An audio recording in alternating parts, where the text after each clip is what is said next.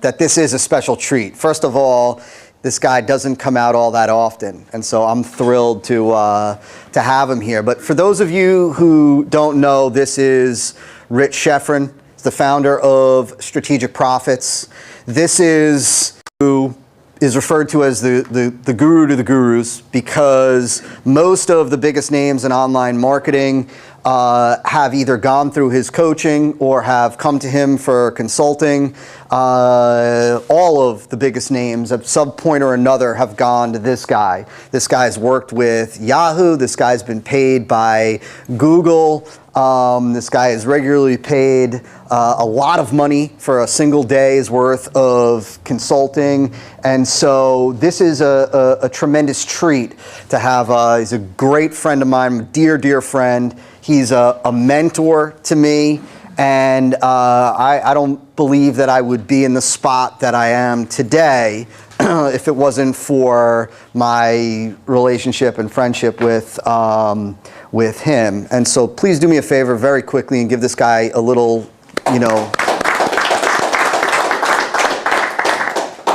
Cool. So what we're going to talk about with Rich is, I mentioned earlier, this is a guy who's got an incredible knack for coming up with connections and seeing connections, making connections, seeing relationships, and he's leveraged that skill and that ability for multiple millions of dollars. And so we're going to talk about how he's been able to do that and how he came up with these, like his top 3 best promotions, how he came up with the ideas behind them. I also want this to be interactive. So I want you to, if you've got questions as we're going through this, raise your hand and let's make sure that we dig deep. I don't want this to be just a superficial, talk. I've asked this guy question, I can ask him questions anytime. This is for you. And so make sure that if there's an area or something that I'm bringing up with him, that if you want to go deeper on, this is our opportunity to do that, okay?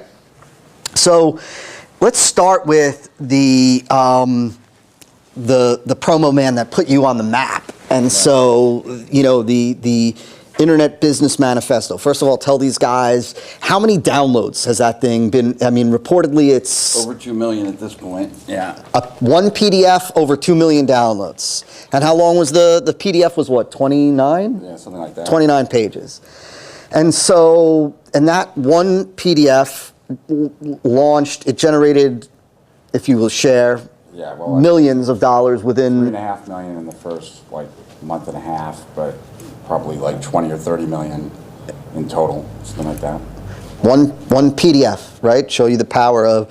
Now, at the root of the PDF was this idea of being a strategic entrepreneur, right, versus being an opportunity seeker. Mm-hmm. And so just talk about a little bit about how did your mind even come to identifying the problem in the marketplace? I got it, yeah.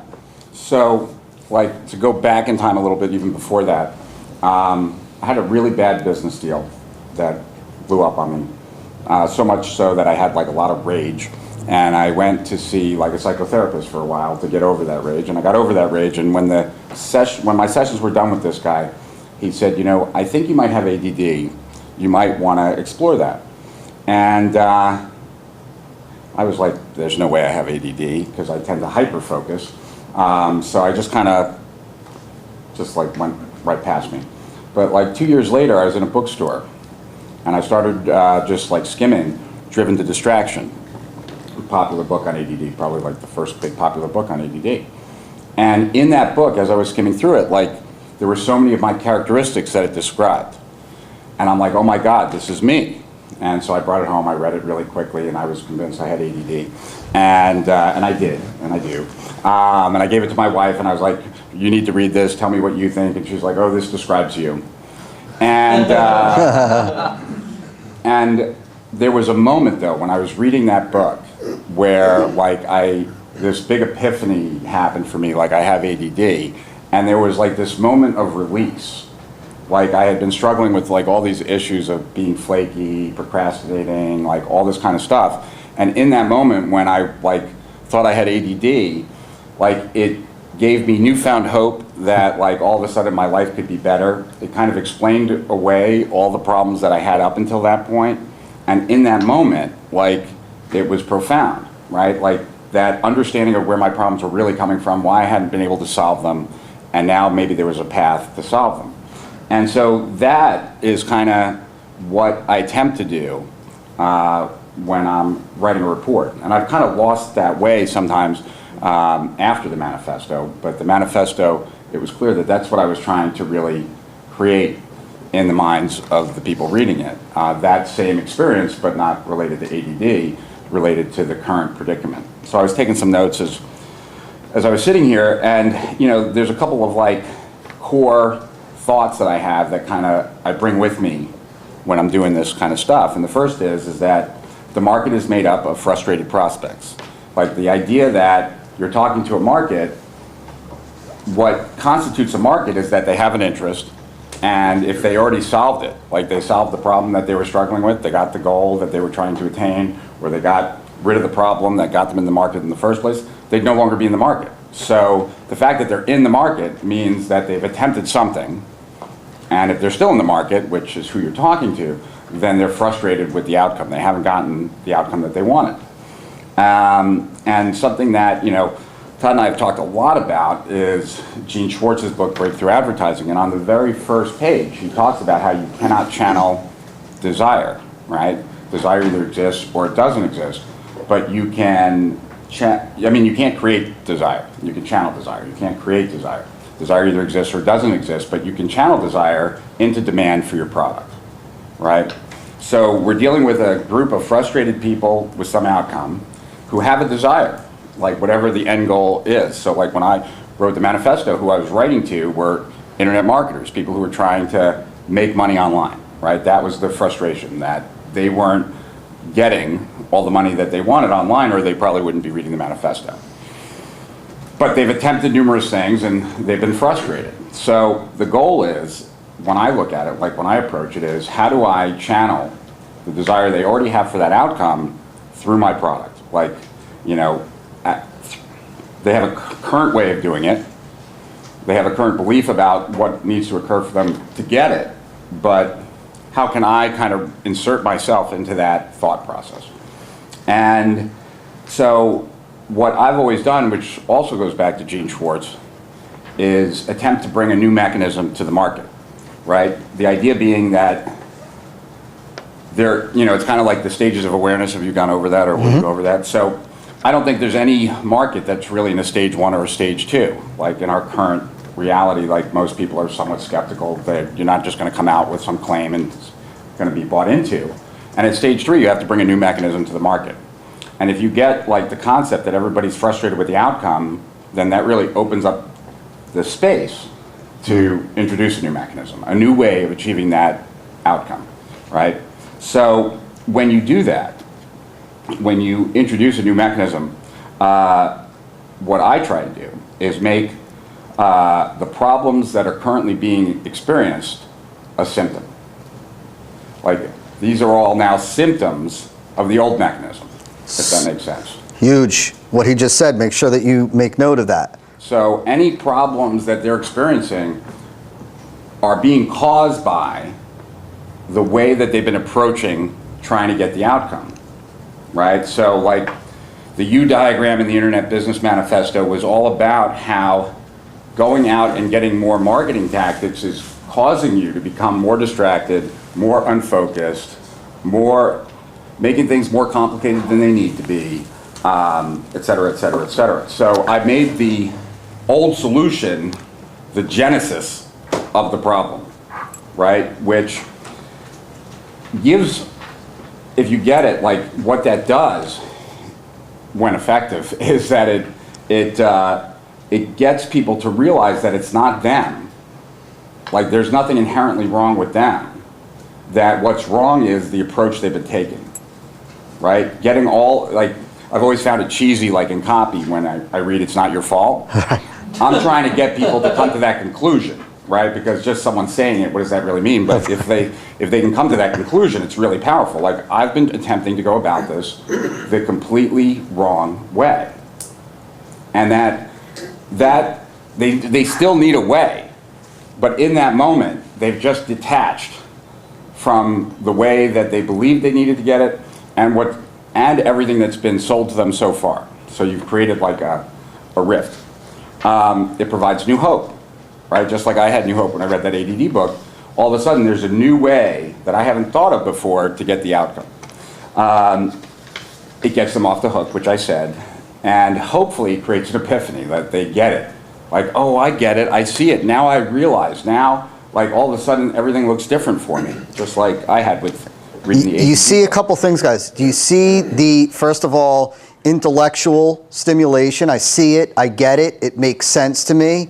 And also, you know, Rich talking about that they identify, Rich repositioned their experience as a symptom of what he can solve. Pretty powerful. And I think that you don't have to look far, like, to see examples of this, even outside of marketing stuff. A couple of books, as I was thinking about it just this morning, The E-Myth was a book like that, right? That got people to all of a sudden say, oh, it's the system that's the problem. Another book, Getting Things Done.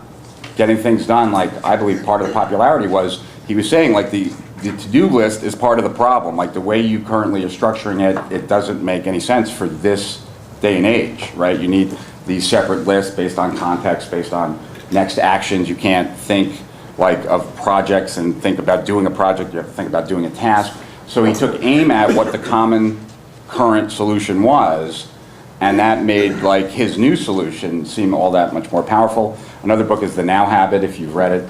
The Now Habit takes like an anti-scheduling approach. The idea is that you only schedule your fun activities on your calendar, and then you rush to get your other work done because procrastinators usually do the opposite.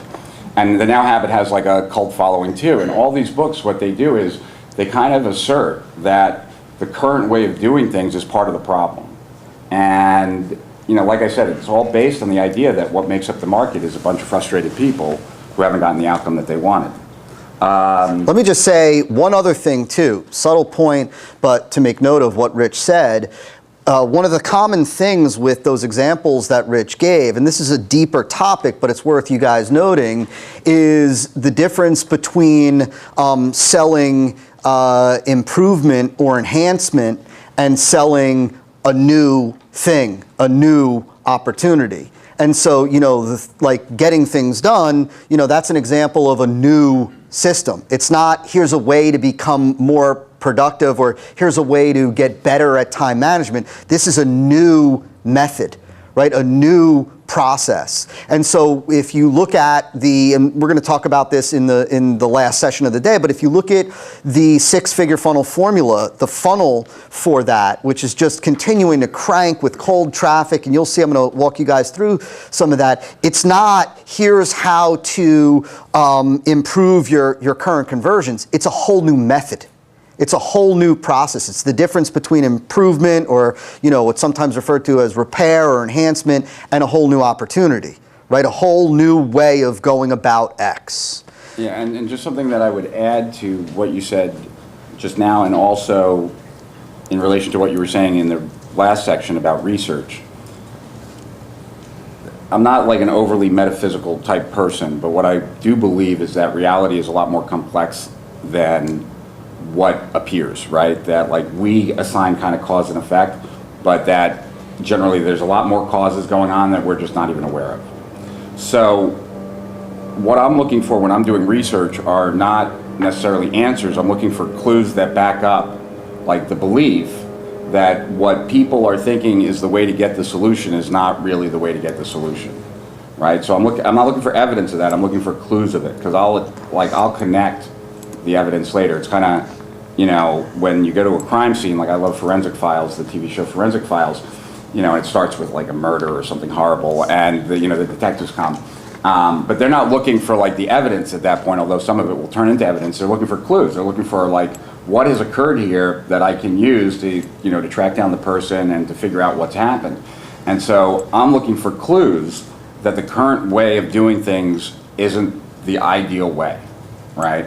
And then that kind of focuses my information gathering like addiction as it relates to finding evidence to kind of support the big idea. Even if I don't have the big idea yet, I'm kind of approaching it with just the idea that the current way of looking at it, the current way of solving it, isn't the right way. And I know I have an audience for that because they haven't been able to get the outcome.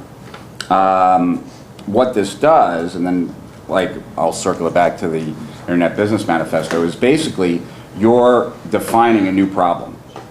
You're taking the current problems that exist in a marketplace and now saying these are all symptoms of a deeper problem, right? Which relates back to the manifesto, but I've done it a couple of times outside of that, which gives you the power of a big idea, but it also gives you a marketplace of one. Because all of a sudden, you're solving the real problem, everyone else is kind of contributing to the problem. Yeah, let me spell this out for you. For those of you that maybe haven't read the Internet Business Manifesto. So Rich mentioned the U diagram. So the U diagram was this really powerful illustration that had you at the center and virtually dozens and dozens of tasks and tactics and responsibilities of the typical online entrepreneur at the time. So the online entrepreneur was very overwhelmed and overworked and disappointed and frustrated. And while there were other people that were talking about other ways of dealing with that overwhelm, other ways of dealing with that, Rich came along and said, getting better at dealing with this, that's not the issue. The issue really is, right? The real problem is that you're being an opportunity seeker and not a strategic entrepreneur. And only until you become a strategic entrepreneur will you no longer experience this overwhelm. Now keep in mind, Rich's coaching program was all about how to become a strategic entrepreneur, which is what made it brilliant. Right, oddly enough. I wonder where I can learn this. But do you understand that? There was this problem that folks were dealing with, and in their mind, that was their problem. How do I figure out how to best juggle all these activities? And Rich came along and he said, no, that's not your problem. That's a symptom of your problem. The real problem is this, that you're being an opportunity seeker and not a strategic entrepreneur. And at the time, nobody had said that before. Nobody ever, I had never heard that. And Rich will share, I'm sure, how he stumbled on that and used that idea. But then he created this whole new paradigm, right, at the time, which was I can no longer be an opportunity seeker, which to this day people still talk about and it's still on my mind. But see how he recreated, repositioned the problem? And he did so many different things along the way. To the prospect, he was the first guy to really point that out to them. He was the guy that could better articulate their problem better than they could.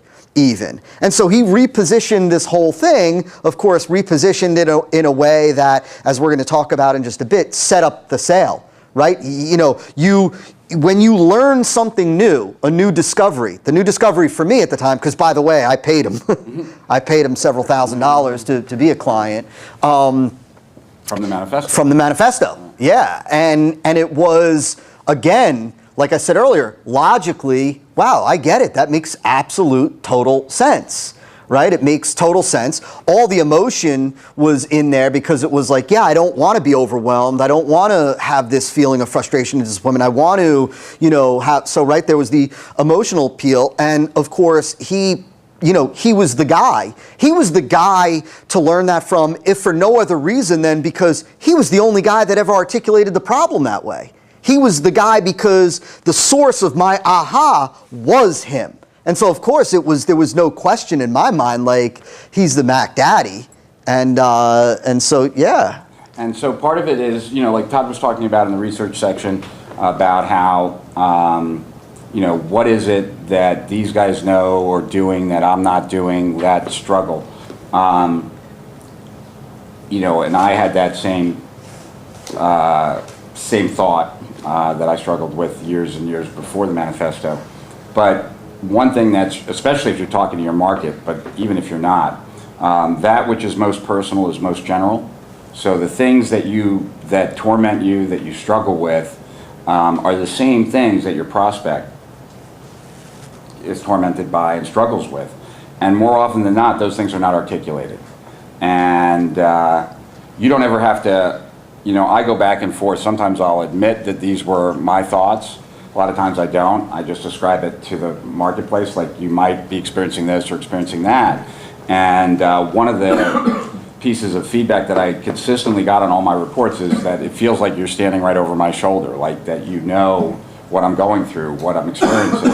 And it's not because like I'm clairvoyant or anything like that. It's just that I was willing to put into words like that feeling like they must be know something that I don't, or I must be doing something wrong, or there might be something wrong with me that I'm not, and just articulating that in words, even if it's been like a thought in the background for people, when they read it, they're like, oh my God, this person understands me, this person really gets me, this person, and we all want to be understood. So there's a real element there. So when I first sat down to write the manifesto, not having any idea of how successful it was going to be, what really was my motivation though was I felt like I had a great product, and I was aware that I was getting people really great results. So those two things were there for me. And I had this limited amount of time that I wanted to do a coaching program just for a short period, which had not been the norm for me, because they had been like, when I had done it before, it was like 18 months long, and here I was going to do it in 11 weeks. But the problem was that I had no prospects for the coaching program at that moment. And so I wanted to write a document that would help people realize that they needed my product or service, because most people in the marketplace did not know that they needed to know anything about business. So it's kind of like, Todd and I Todd found this document about pre-selling, and we went over it together, and it was a really valuable document.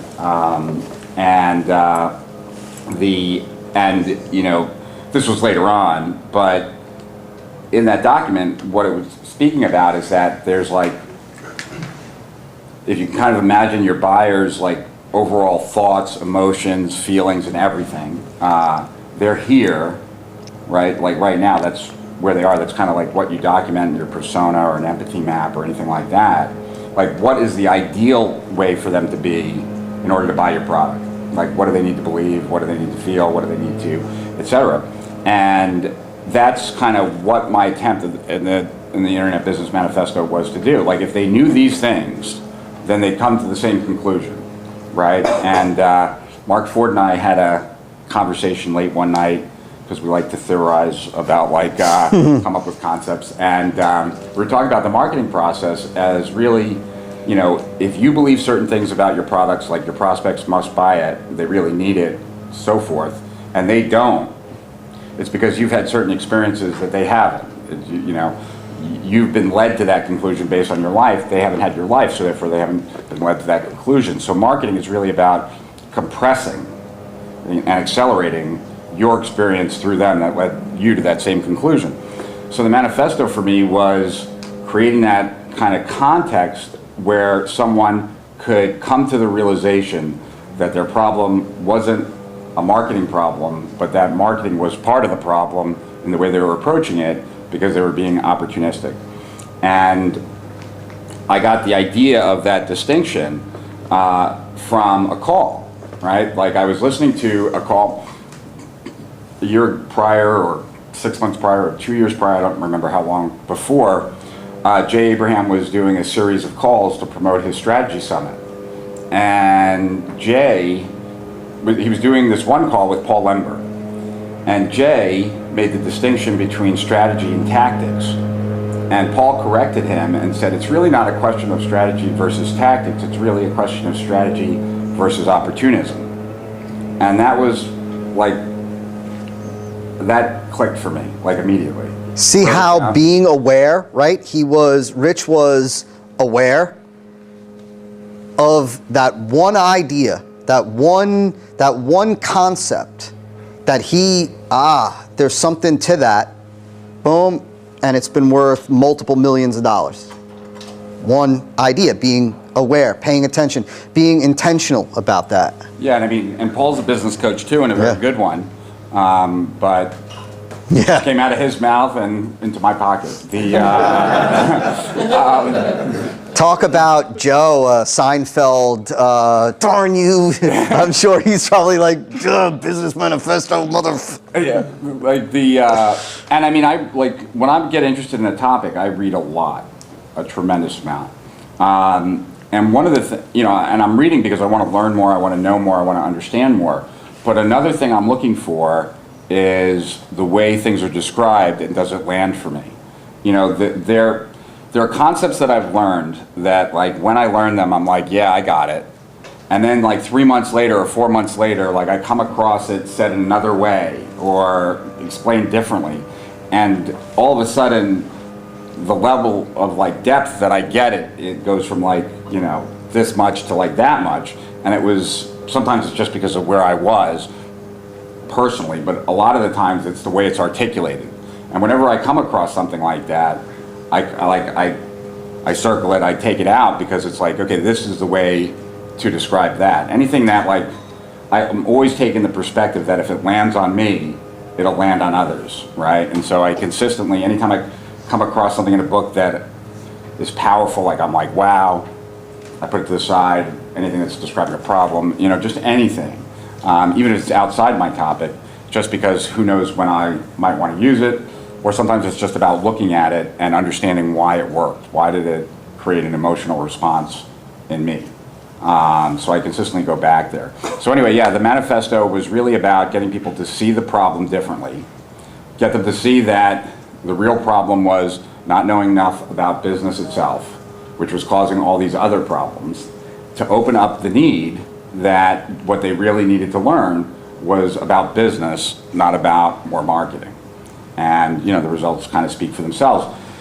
And immediately after that, like a week or two later, I wrote another report called The Missing Chapter. And I took the same approach. Like, I asked readers why they wouldn't be successful now that they knew what they knew in the manifesto. And they told me all these reasons. And when I boiled all these reasons down, like they couldn't get people to partner with them, they couldn't this, that, the other, I said all of those reasons stem from not building a business around your strength, not a place where you can easily provide value. And lo and behold, the second module in my program is all about discovering your strengths and building your business around it. So, like, there was a context for that. I would say I was surprised by by the success of the manifesto. I had no idea that those 30 or so pages were going to radically change my life, and they did. So then I immediately wrote more reports, because hey, why not? But I kind of lost track of, I think all of the reports had big ideas, and we can go through them or whatnot. But it wasn't until the last report I wrote that I really had kind of cracked the nut of what made the first one so successful. So there was, the Internet Business Manifesto, the Missing Chapter, the Final Chapter, the Attention Age Doctrine 1, the Attention Age Doctrine 2, the Maven Manifesto, and then the last one was the Entrepreneurial Emergency, the Uncertainty Syndrome. And it was really my first and my last that were the most successful, because all through the other ones, I was trying to figure out what made the first one work so well. And what both of those have in common was that you think the problem is X, so you're doing Y, but the real problem is Z, and Y makes Z worse, if that kind of, you follow that logic. And so, in the Internet Business Manifesto, it was this distinction between opportunity seeker and strategic entrepreneur, and in the Entrepreneurial Emergency, Uncertainty Syndrome, it was that you keep thinking increasing your potential is going to cause greater success, when it's really what's stopping you from tapping your full potential now. Because adding more potential doesn't add to more success. You've already added a lot more potential and you're not more successful. So those two reports were different in the sense that they really kind of turned the perspective completely around and then offered a solution with that new perspective. crazy, right? I mean, it's unbelievable. You know, and I would say though that the ideas come to me primarily based on what I said in the beginning, the position I'm taking, that cause and effect is a lot, like, it's not as obvious as it seems, that people are struggling and therefore there's a solution that nobody sees that I will find. And then I'm going to go through everything that I go through looking for clues that support that, right? So that, you know, anything that supports this belief that everyone's looking at it wrong is part of what I'm gathering. So that by the time I'm done, I have a lot of proof, right? And it's really about, you know, it's like when I got diagnosed with ADD, my life didn't get any better, like at all. You know, it didn't occur to me at that moment that, like, actually, like, I'm gonna have that now. And if I wanna get rid of it, I gotta take drugs or whatever.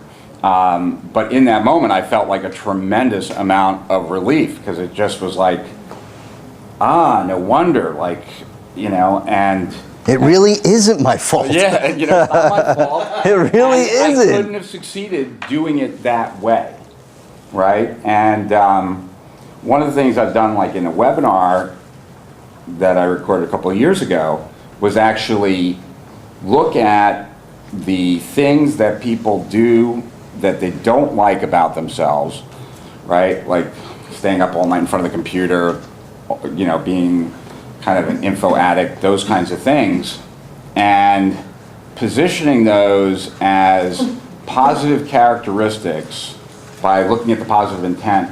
Every bad behavior has a positive intent, right? Like, we don't do anything without a reason. Even taking drugs, like, you know, there's a positive intent there. And looking at the positive intent, showing them that the positive intent is actually a driver of success, but just misapplied, right? So I think I have it here. You want to take that? Let me grab this.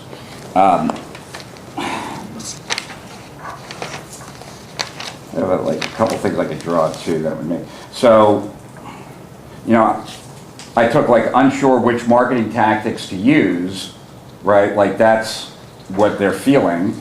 Well, the positive trait behind that, because I didn't call it positive intent because that would have been a little bit too transparent.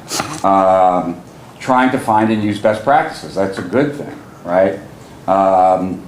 Wasting more and more of my life online means that underneath that, you have a trait of willing to do whatever it takes to succeed.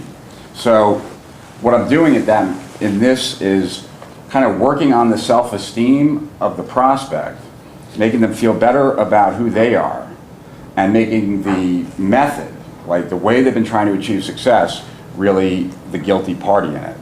Because I'm a big believer in another thing that Dan Kennedy, you know, Todd's mentioned him a couple times. Another thing that Dan Kennedy says, which is that, you know, the biggest problem oftentimes in marketing is the self-esteem of your prospect. Like the belief that they can't do it. Like, you've been successful, you might have even taught a lot of people to be successful, but if you knew my story and you knew how messed up I was, you would know that I couldn't succeed. So I'm taking that as a given. I'm taking it that, like, most people who I'm speaking to feel that way about themselves, and so I need to kind of hit that button, so to speak, and get them to get off of their sob story and thinking that they're flawed, and get them to see that the flaw has never been in them, but it's been in the method that they have been applying. It's a huge... The overwhelm, basically. Well, yeah, I mean, if someone's feeling overwhelmed, you know, and the first thing is that what I would say is, like, in fiction writing, they talk a lot about, like, show, don't tell, right? So, you know, what does that overwhelm look like, right? Because overwhelm is just too generic, right, as a phrase, right? Like, because I don't, like, if I really feel overwhelmed and you just say overwhelmed, I don't know that you really get me, right? But if you talk about, like, how that overwhelm shows up, like, now I know that you know what I'm really feeling, and then speak to that overwhelm from a standpoint of what's causing it is this desire to find, like, the answer, right? Or the method that's going to work for you, or whatever it is that's causing the overwhelm.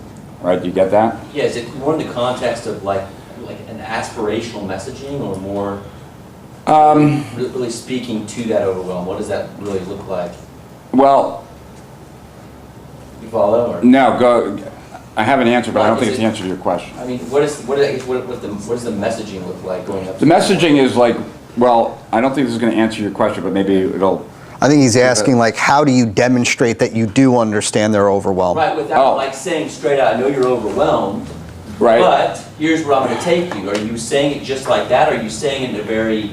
Well, I get, I might be saying something like that. I get that you might feel overwhelmed, right? Okay. That you might So look you're at. throwing it out there. But I say that, but then I back it up with, like, you might start your day with 75 things that you know you need to do, that need to get done for you to be successful, and there's just absolutely no way that you're going to get more than 10 of them done. That that when your head hits the pillow that night, there's going to be at least 65 things still left undone.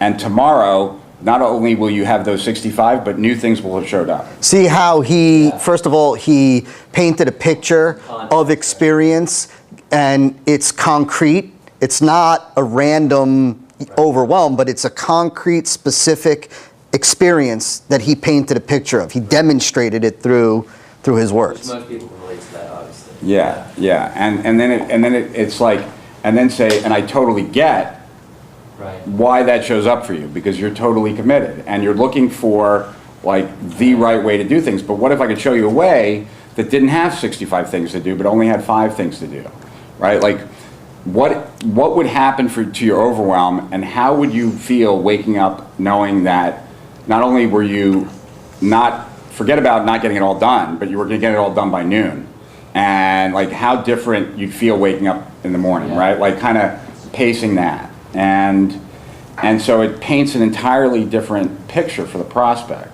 right? And I don't know if this is helpful, but I created this like a long time ago. There were a couple like things I created. Can I draw this? Sure. But it's like 3 circles, and this is the problem. Like what they think the problem is. This is their desires. These are the prospects. This is what I'm labeling like the root cause of the problem.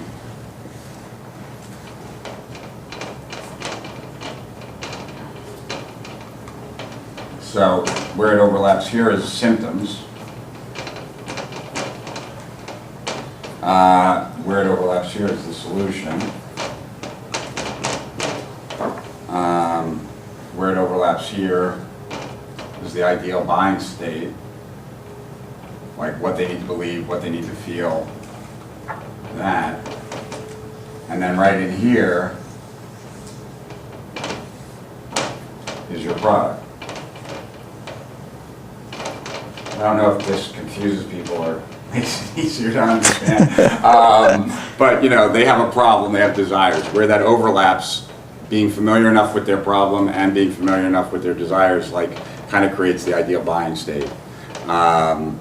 This root cause of the problem is just one way that I get to problems, right? So it's the underlying problem, whatever the problem is that you're going to address. That, on top of their desires, it provides the solution. That, on top of the problem, shows that the problems are really symptoms. And so what you're offering is right in the middle. Kind of is taking it all, their ideal buying state, having their problem show up as symptoms, and having a new solution, based on this. And so that, where all of them overlap, is right there. And I don't know if that... Yeah, that's awesome.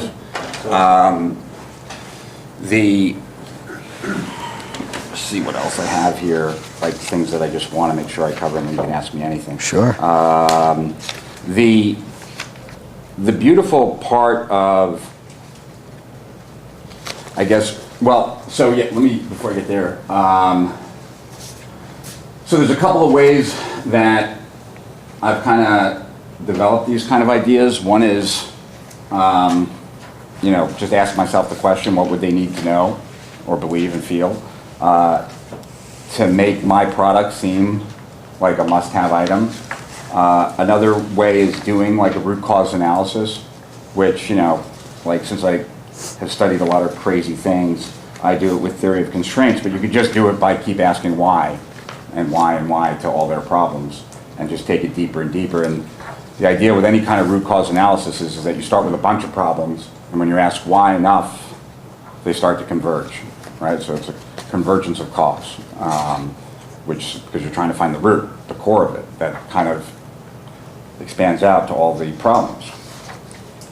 Show you the power of this, just as a quick aside, and if maybe we have a minute or two, I'll let you share.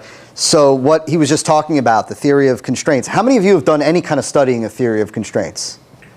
Yeah, pretty much, that's what I thought. And so the power, he was able to take this theory of constraints and introduce it to the online marketing community and make a bundle of money by coming up with the right idea behind it, not introducing it as theory of constraints, not introducing it as, but totally repositioning, totally just amazing, amazing how you can, And that was the whole concept of that it's not your potential that defines your success, it's what's blocking your potential, because it's a constraint.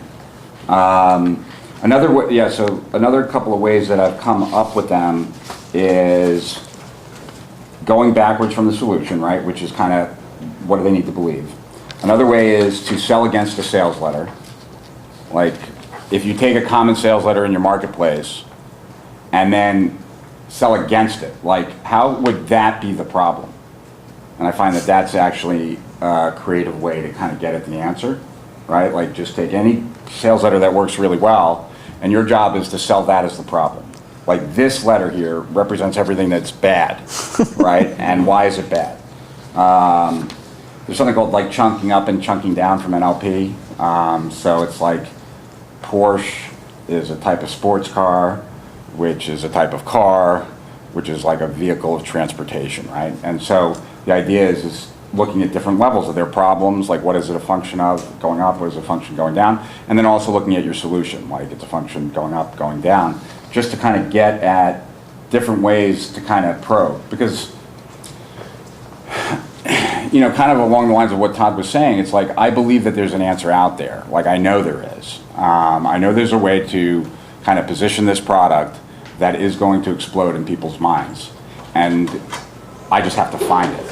So I'm gonna like try all these different things until I come across something that like, oh, that's it, that's sexy, that's the thing that everybody's gonna get.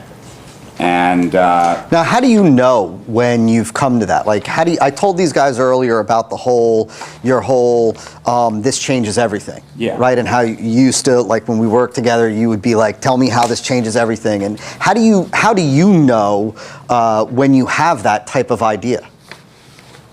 well, I'd say that oftentimes I feel like I have that idea, but then it's still way too complicated, right? Like I could explain it, but I need like 3 pages to explain it. And that's just, I think you just get a visceral kind of feeling, like this is it, this is sexy, this is like I got it. But then, for me, it's about having a lot of conversations with people, trying to describe it, trying to work through it, and Todd's always on the receiving end of that. It's almost like as new to you as it is to the other people, right? I mean, Yeah, it is. And, one of the things that Mark Ford said to me years ago that he liked about my reports, and it wasn't like a copywriting trick, because I'm not really a copywriter, so it was pure and true, but as a tactic, it's very powerful, is that I was like, the tone and like the voice and the energy behind the writing of the manifesto and all my reports is of someone who just discovered a secret that can't wait to share it, right? And there's an element of that, like in creating or delivering counterintuitive content. It's a form of social currency. If you've ever had a secret and really wanted to share it, the reason you want to share it is that it's a form of social currency. By sharing it, you become more interesting. And so if you are coming from that place and you actually deliver something of that, then that makes them want to share it. right? They become smarter, whatever, more appealing in whatever way, because now they know something that others don't. And so that kind of creates that desire to pass along stuff. And it's always generally in the counterintuitive stuff that does that the best. Like if you ever come across something that was such a juxtaposition, you were looking forward to sharing it with someone like in your marketplace or someone who shared your passion, because all of a sudden you had a new way of looking at it that they hadn't heard of, which makes you excited.